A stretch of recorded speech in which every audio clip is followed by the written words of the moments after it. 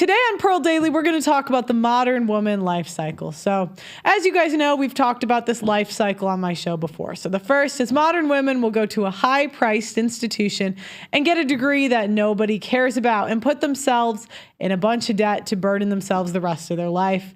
All they learn in school is how to be disagreeable and how to use men for money. Modern women will get a job that is too stressful, that does not care about them. In reality, the job is not that hard or stressful, but these women will convince themselves that it is.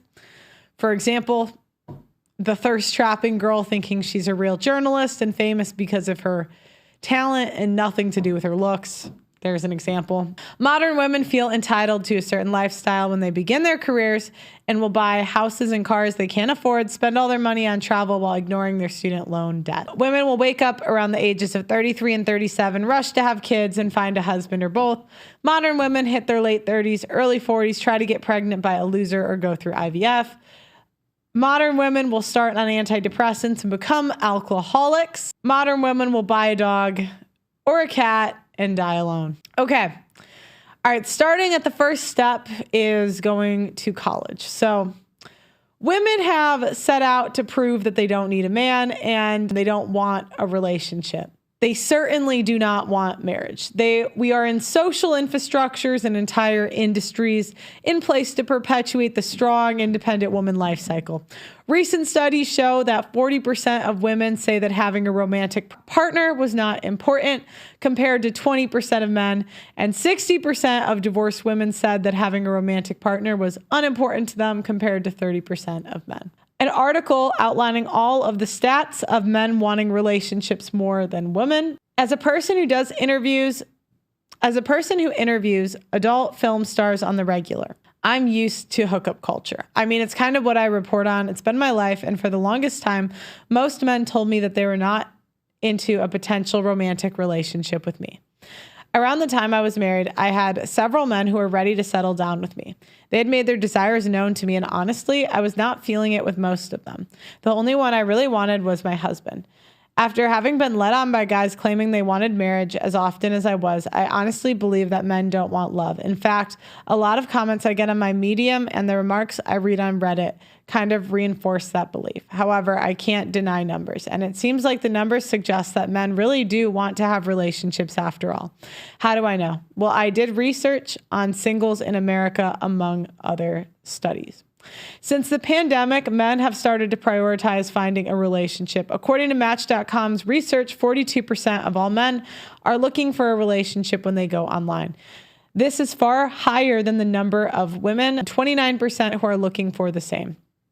Additionally, 62% of all single daters are now saying they have a committed, meaningful relationship is now a bigger priority than before. This seems true among people that used to be cool with a hookup. 31% of men and 33% of women noted that being single is stressful. 27% of men noted that loneliness is a challenging issue of being single.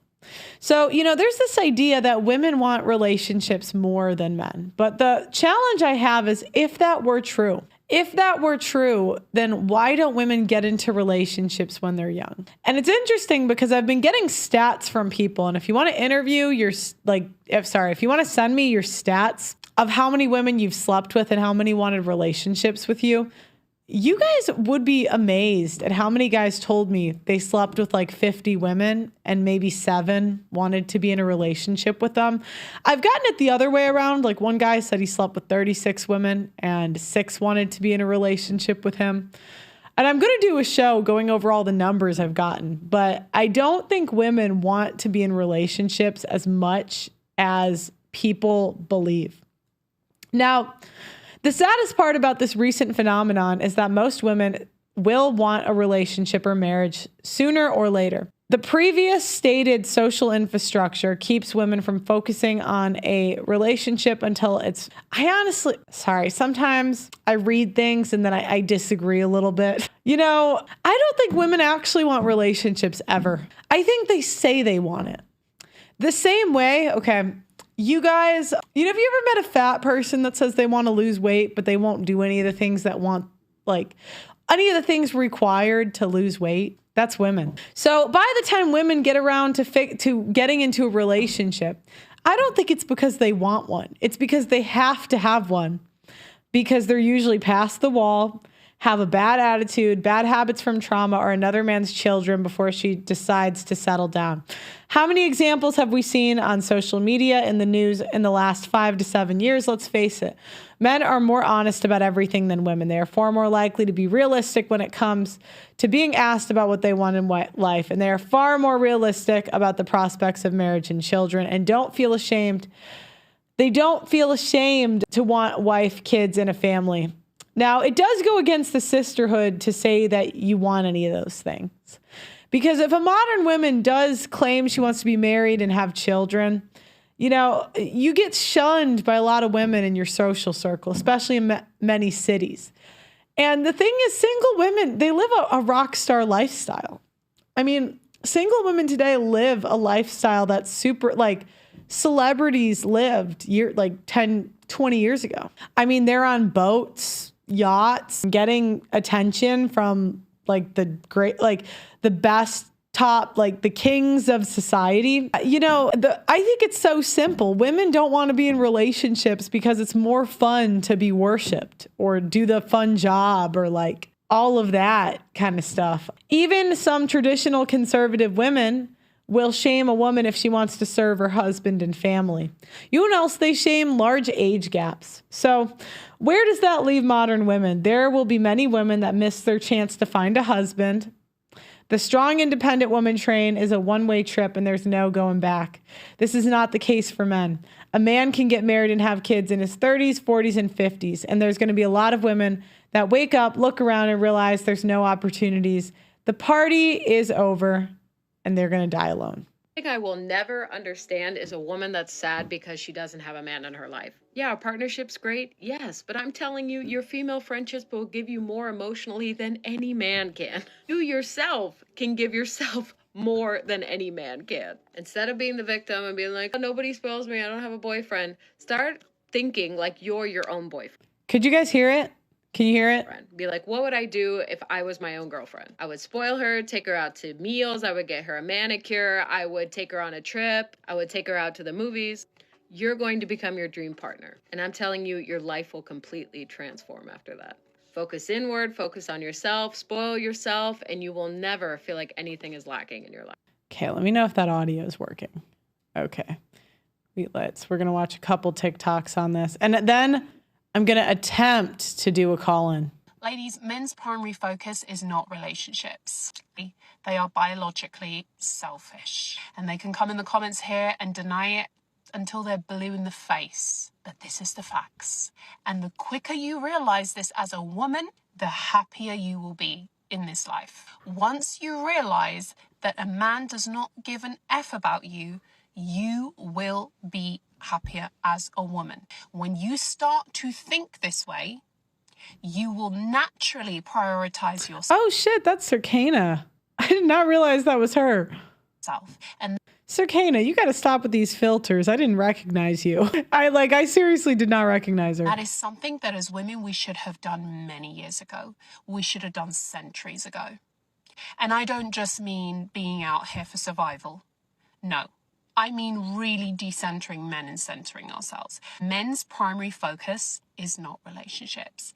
It's career, status, and personal goals. Where's relationships in that? Doesn't exist. Because men don't center their lives around relationships. In fact, they see relationships as just like an addition, as something that's just kind of there, lingering. They don't go out seeking relationships. They go out seeking pleasure. Oh yeah.